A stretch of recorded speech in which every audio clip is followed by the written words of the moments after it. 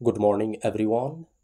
আপোনালোক সকলোক পুনৰবাৰ study with Parvez নামৰ ইউটিউব চেনেলটোলৈ স্বাগতম জনাইছোঁ। আশা কৰোঁ সকলোৱে কুশলে আছে আৰু নিজৰ প্ৰস্তুতি ধুনীয়াকৈ চলাই গৈ আছে, যেহেতু সময় একেবাৰে কম। বন্ধুসকল, আজিৰ ক্লাছত আমি আলোচনা কৰিম অসমীয়া ভাষাৰ ওপৰত। যেহেতু বহুতে আমাক কমেণ্ট কৰি কৈছে অসমীয়া ভাষাৰ ওপৰত ক্লাছ লাগে, তো আজিৰ ক্লাছটো আমি অসমীয়া ভাষাৰ ওপৰত আলোচনা কৰিম। ক্লাছটো আৰম্ভণি কৰাৰ আগত এটা সৰু ৰিকুৱেষ্ট আছে। ক্লাছটো স্কিপ নকৰি সম্পূৰ্ণভাৱে চোৱাৰ বাবে সকলোক ৰিকুৱেষ্ট কৰিছোঁ।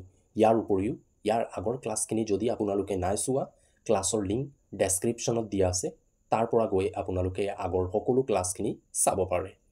তেনেহ'লে দেৰি নকৰি আৰম্ভ কৰোঁ আজিৰ প্ৰথমটো কুৱেশ্যন।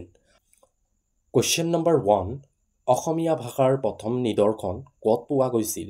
অপশ্যন 4টা যদি আমি চাওঁ, ৰামায়ণ, মহাভাৰত, চৰ্যাপদ আৰু ডাকৰ বচন।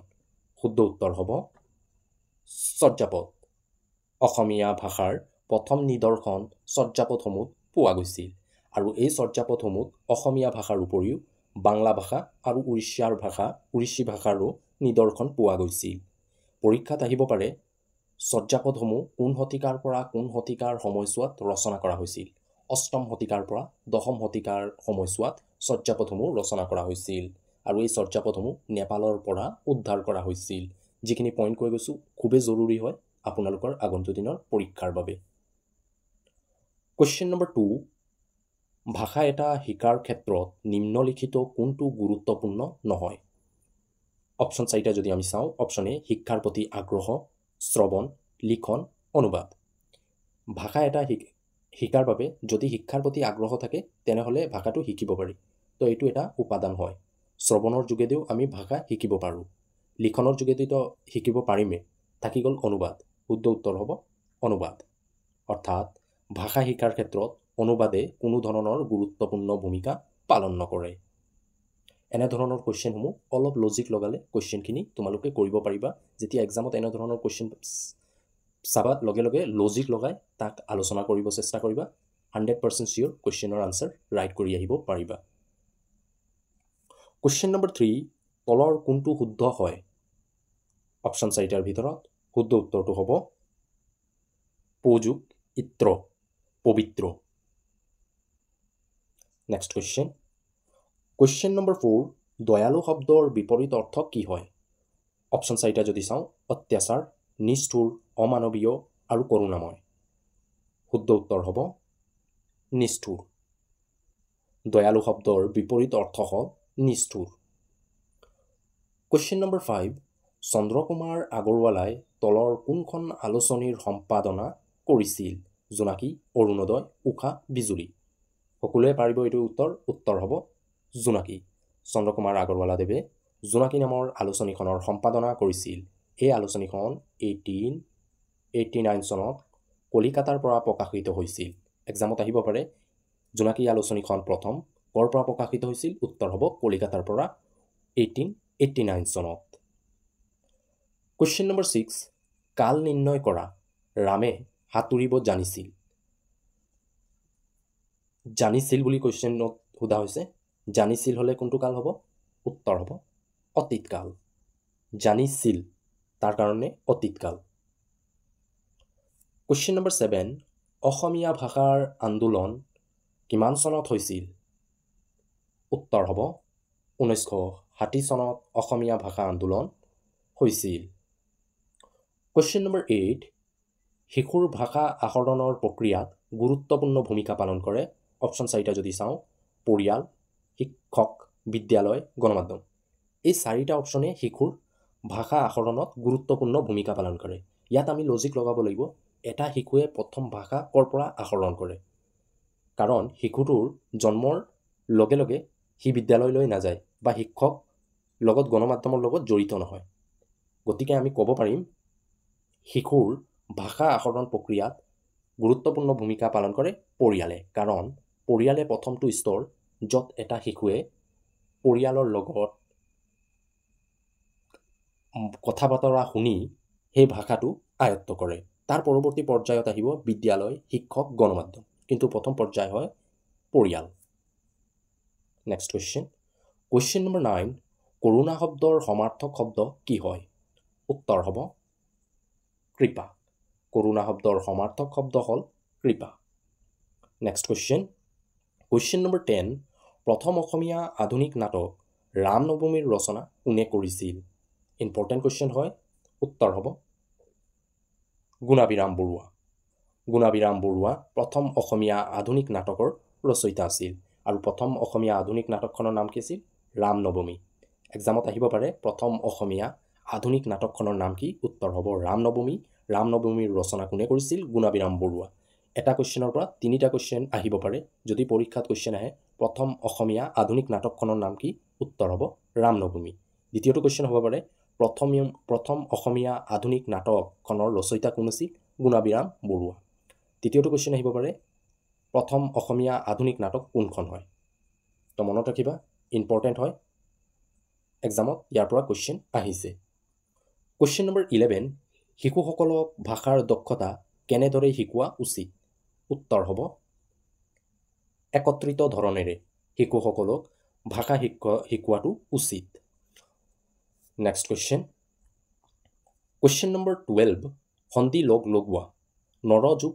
ইন্দ্ৰ শুদ্ধ উত্তৰটো হ'ব নৰেন্দ্ৰ নৰ যোগ ইন্দ্ৰ নৰেন্দ্ৰ কুৱেশ্যন নম্বৰ 13 সাগৰ শব্দৰ সমাৰ্থক শব্দ কি হয় ত্ৰিভুৱন পৱন সমুদ্ৰ গিৰি একেবাৰে ইজি হয় সকলোৱে পাৰিব এইটো উত্তৰ হ'ব সমুদ্ৰ সাগৰ শব্দৰ সমাৰ্থক শব্দটো হ'ল সমুদ্ৰ কুৱেশ্যন নম্বৰ 14 নিম্নলিখিত কোনবিধ উপাদানে লিখনত সহায় কৰে এটা শিশুৱে যেতিয়া লিখিব আৰম্ভ কৰে তলৰ কোনটো উপাদানে সহায় কৰে ইয়াত লজিক লগালে এই কুৱেশ্যনটো কৰিব পাৰিবা যেতিয়া এটা শিশুৱে লিখিব আৰম্ভ কৰে আৰম্ভণিতে সি নিজে কবিতা লিখিব নোৱাৰে হয়তো কোনো কিতাপৰ পৰা সি লিখিছে তথাপিও সি নিজে লিখিব নোৱাৰে আৰু কোনো ক্ষেত্ৰত শিশুসকলে নিলিখে সেইদৰে গল্পকো আমি ক'ব পাৰিম এইটোৱেও সহায় নকৰে গ্ৰন্থটো লিখিব নোৱাৰে এইটো কোনো পদ্ধতি নহয় থাকি গ'ল ডায়েৰী লিখন যদি আমি চাওঁ সৰু ল'ৰা ছোৱালীয়ে কিছুমান আছে যিয়ে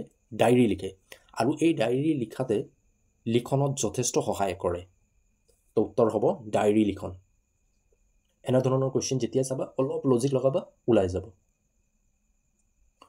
কুৱেশ্যন নম্বৰ 15 প্ৰতিমাখন সৰু কিন্তু নিভাজ সোণৰ উক্তিটো কাৰ হয় উত্তৰ হ'ব লক্ষ্মীনাথ বেজবৰুৱা কথাষাৰ লক্ষ্মীনাথ বেজবৰুৱাই কৈছিল লক্ষ্মীনাথ বেজবৰুৱাই চন্দ্ৰকুমাৰ আগৰৱালাদেৱৰ গ্ৰন্থ প্ৰতিমাৰ ওপৰত ভিত্তি কৰি এই কথাষাৰ কৈছিল প্ৰতিমাখন সৰু কিন্তু নিভাজ সোণৰ ইম্পৰ্টেণ্ট হয় বহুবাৰ এক্সামত আহিছে অসমৰ প্ৰায়সমূহ প্ৰতিযোগিতামূলক পৰীক্ষাত এই কুৱেশ্যনটো আহিছে তাৰ কাৰণে এই কুৱেশ্যনটো আমি আনিছোঁ বন্ধুসকল এটা সৰু ৰিকুৱেষ্ট আছিল যদি ক্লাছটো চাই ভাল পোৱা ক্লাছটো নিজৰ বন্ধু বান্ধৱীসকলৰ মাজত শ্বেয়াৰ কৰিবলৈ নাপাহৰিবা যেহেতু তোমালোকে আমাৰ ক্লাছ ডেইলি শ্বেয়াৰ কৰিছা আজিৰ ক্লাছটো নিজৰ বন্ধু বান্ধৱীসকলৰ মাজত শ্বেয়াৰ কৰি দিয়া ইয়াৰ উপৰিও ক্লাছটো চাই যদি ভাল পোৱা ক্লাছটো লাইক কৰিবলৈ নাপাহৰিবা আপোনালোকৰ এটা লাইকে আমাক মোটিভেট কৰে এনেধৰণৰ ক্লাছসমূহ প্ৰস্তুত কৰাৰ বাবে কুৱেশ্যন নম্বৰ 16 সন্ধি ভাঙা সংসাৰ অপশ্যন 4টাৰ ভিতৰত শুদ্ধ উত্তৰ হ'ব সমযোগ হাৰ সংসাৰ নেক্সট কুৱেশ্যন নম্বৰ 17 সন্ধি ভাঙা উচ্চাৰণ কি হ'ব 4টা অপশ্যনৰ ভিতৰত শুদ্ধ উত্তৰ হ'ব অপশ্যন বি অৰ্থাৎ উচ্চযোগ চাৰণ কুৱেশ্যন নম্বৰ 18 কোনজন অসমীয়া সাহিত্যিকক উপন্যাসৰ সম্ৰাট নামেৰে জনা যায় ইম্পৰ্টেণ্ট কুৱেশ্যন হয় উত্তৰ হ'ব ৰজনীকান্ত বৰদলৈক উপন্যাসৰ সম্ৰাট নামেৰে জনা যায় ইয়াৰ উপৰিও তেওঁক বুলাই শৰ্মা নামেৰেও আমি জানো কুৱেশ্যন নম্বৰ 19 হাতৰ আখৰ ভাল হ'বলৈ কিহৰ দৰকাৰ অপশ্যন 4টা যদি আমি চাওঁ লিখন পঠন শ্ৰৱণ আবৃত্তিবিদ্যা হাতৰ আখৰৰ লগত আবৃত্তিবিদ্যা শ্ৰৱণ পঠনৰ কোনো সম্পৰ্কই নাই উত্তৰ হ'ব লিখন আমি যিমানে লিখিম হাতৰ আখৰ তাতকৈ ভাল হৈ যাব তো উত্তৰটো হ'ব লিখন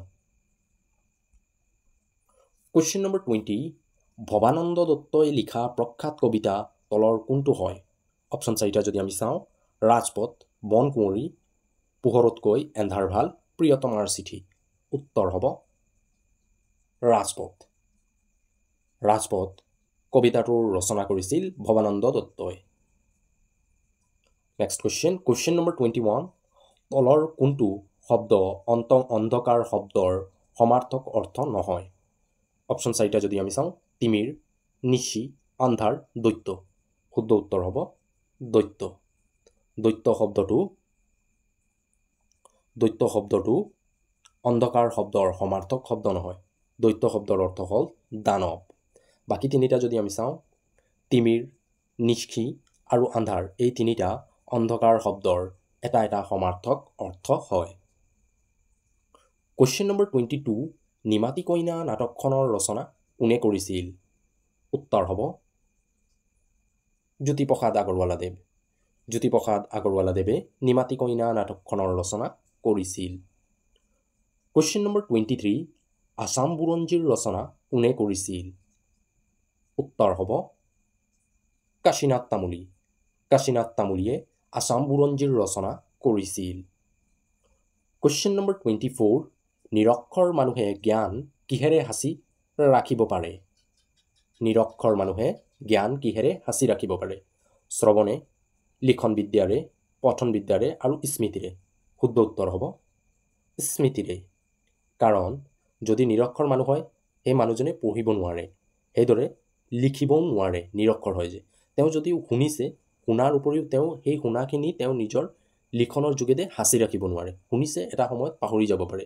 কিন্তু স্মৃতি এনেকৈ এটা উপাদান হয়, যি উপাদানেৰে তেওঁ জ্ঞানসমূহ সাঁচি ৰাখিব পাৰে।